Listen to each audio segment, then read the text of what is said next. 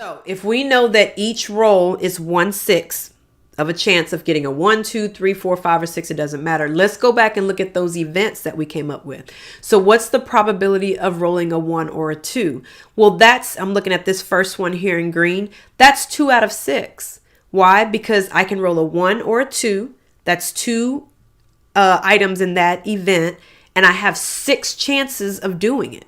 I have 6 outcomes. So that's 2 out of 6. And when you simplify that, that's 1 out of 3. So if they want, depending on what your assignment asks for, if they want just the solid probability so you can see how they all add up to 6, that's fine. But if they ask you to simplify it, you would just simplify this to 1/3. Now let's look at the purple event. F is the event that I roll a 5. Well, there's only one way I can roll a 5 out of 6 opportunities, out of 6 outcomes, 1 out of 6.